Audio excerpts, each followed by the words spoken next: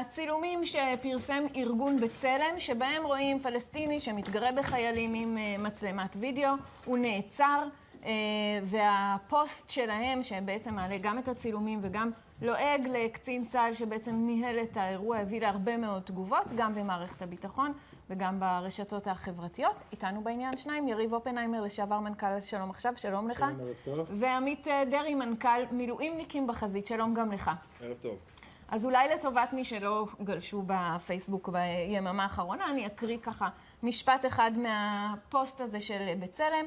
להורים של הקצין עם נקודת החן מעל שפתו העליונה, שבפברואר השנה שירת ליד ההתנחלות יצהר. אם אתם רוצים להתמוגג מהילד הגיבור שלכם בזמן פעילות מבצעית, לכו לסינמטק תל אביב, סליחה, בנכם יככב שם, דורך את הנשק נגד אזרחים. אז ראשית אני רוצה לשאול אותך, יריב, איך אתה מרגיש עם פוסט כזה, שפונה לחייל הספציפי, להורים שלו, ולועג לו אולי על נקודת חן שיש לו בשפה? טוב, קודם כל דיברתי עם אנשי בצלם בשעה האחרונה. צריך להבין, הפוסט הזה הוא בעצם ציטוט של מאמר של אמיר האס מהארץ.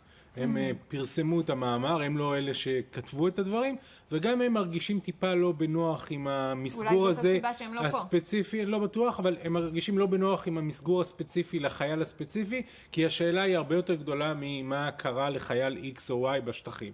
אבל יש בסרטון הזה הרבה מאוד כוח, מכיוון שבסרטון הזה לא רואים איזה משהו דרמטי שמחר יש ועדת חקירה. רואים את היום-יום, את המציאות הדי מכוערת שנכפית על חיילי צה"ל בשטחים. הסרטון הזה צולם על אדמה ששייכת לפלסטינים שמסתובבים שם. ומה מכוער במציאות שאתה רואה? מכוער מכיוון שאם זה היו אזרחים ישראלים, אפילו עם מצלמה, אפילו אם הם היו באים לשוטר או לחייל ומצלמים אותו, הוא לא היה יכול לעשות שום דבר בלי צו. למה? אם הוא אומר, יש פה, אתם עכשיו צריכים ללכת הביתה, אתם לא יכולים לעבור. סליחה, שיראה צו, הוא לא יכול, אי אפשר, במדינה דמוקרטית זה לא קורה. אנחנו יודעים בהרבה מאוד מהמקרים שאותם פעילי זכויות אדם מתגרים בחיילים, כלומר, באים, מתגרים, מנסים לעורר פרובוקציה. אני ראיתי את פינוי עמונה האחרון, ראיתי מתנחלים מתגרים בחיילים, קוראים להם לסרב פקודה, מדברים אליהם במרחק של 0.5 סנטימטר, מצלמים אותם עם 4 פלאפונים, ולא שמעתי על עצור אחד. סליחה, עצור אחד בפינוי עמונה האחרון, אפילו לא כתב אישום אחד. כאן הפלסטיני הזה, שבסך הכל צילם את החיילים, ועשה את זה בצורה מטריסה, כי הם באו עם רימוני עשן וגירשו אותו מפיקניק שהם עשו שם, הפלסטיני הזה נעצר ל6 ימים.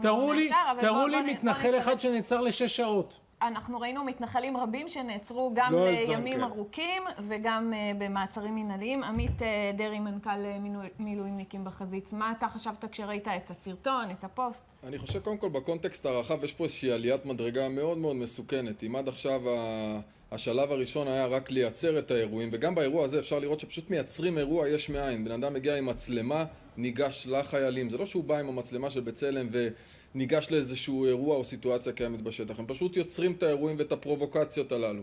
אבל האירוע, המקרה הזה הוא כבר חציית מדרגה. לסמן חיילים בעיגול אדום את ראשם, כאילו היו איזושהי מטרה במטווח, לשים את זה מעל דפי עיתון הארץ, זה פשוט חציית קו אדום. זה פשוט רדיפה.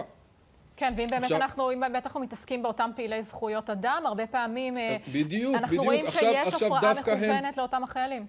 אותם ארגונים, וגם יריב אופנהיימר הנכבד, אותם ארגונים כמו בצלם, כמו שוברים שתיקה, ארגונים אחרים, שתמיד קובלים על רדיפה.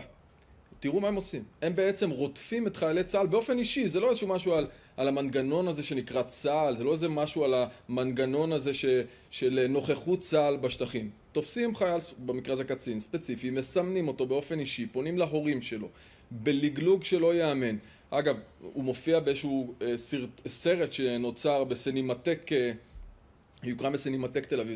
זה פשוט חוצפה שאין כדוגמתה. יריב, אפשר לשאול אותך משהו, אתה משרת במילואים, נניח שאתה נמצא בסיטואציה כזאת, מגיע אליך אדם, אתה אמור להרחיק אותו משם, הוא לא מוכן להתרחק, הוא ממשיך לצלם. אחד הדברים שנכתבו שם בפוסט זה למה הוא דורך את הנשק כלפי אזרחים. אנחנו יודעים שהפיגועים, מה לעשות, נעשים על ידי אזרחים, שהרבה פעמים גם מנצלים את הקרבה אל החיילים כדי לדקור.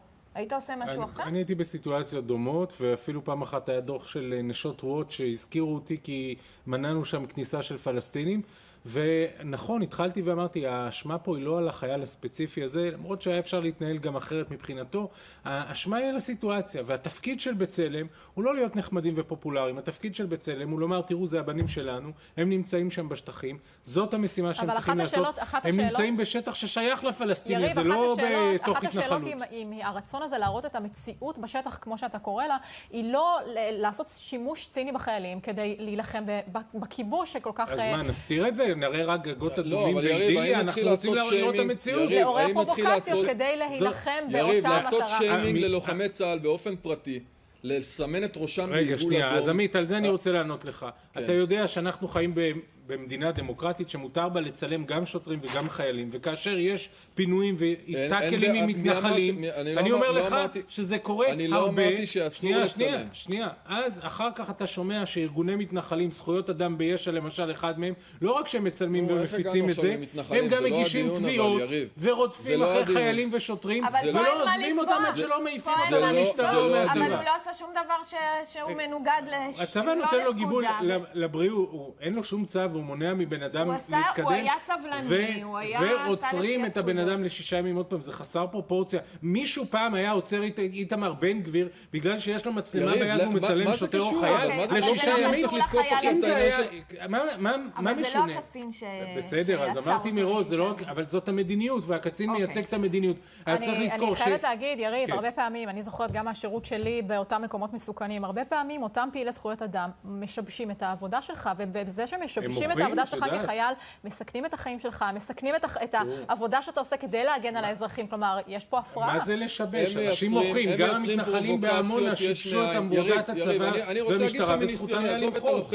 עזוב רגע את הלוחם. אני מדבר איתך כמ"פ בגזרת חברון במילואים כבר ב5 שנים האחרונות. לא פעם נתקלתי כמ"פ, אני והחיילים שלי, במצלמות של בצלם שנדחפות לך לתוך הפנים, כדי לייצר סיטואציה... עמית, מי שפועל נכון לא צריך לפחד מאף מצלמה. חייל שפועל כשורה לא צריך לפחד משום מצלמה. יריב, שנייה. אני לא מדבר על בן אדם שעכשיו הוא קולט סיטואציה מסוימת והוא מרים את המצלמה, אתה יודע, ממרחק כזה או אחר, ומצלם את מה ש... אין שום בעיה. על פי החוק מותר.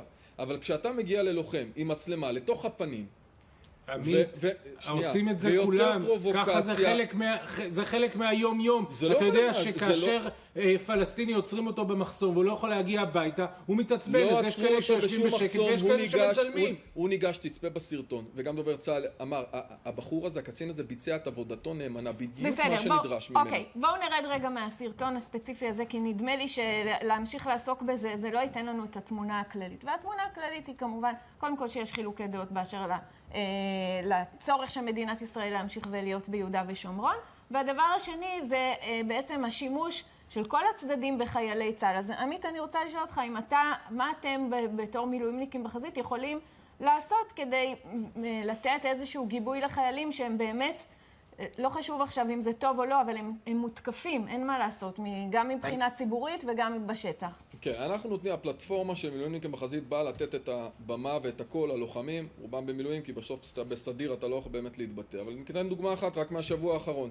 שקרים שמופצים על מחלקה שלמה, על ידי מ"מ שעובד בשוברים שתיקה, זו סתם דוגמה, בצלם, שוברים שתיקה, זה לא משנה. ואומר, אני נתתי לפלסטיני מכות עד זוב דם, עד שהוא היה מדמם והתעלף, בחור חף מפשע. מ"מ בשירות סדיר? בשירות הסדיר שלו לא, היום הוא דובר שוברים שתיקה, כן? מחלקה שלמה באה אלינו ורוצה את הפלטפורמה שלנו, אומרת לנו, חבר'ה, תקשיבו, בואו תגנו עלינו, אומרים פה משהו, מוציאים את דיבתנו רעה על מקרה שלא קרה. מחלקה שלמה, לא חייל... שנייה רגע, יריב. משפט לסיום. רק שנייה, יריב. לא חייל אחד, לא שניים, לא שלושה. 17 חיילים שעומדים עם המ"פ ואומרים, חביבי, אתה שקרן, הדבר הזה לא קרה מעולם.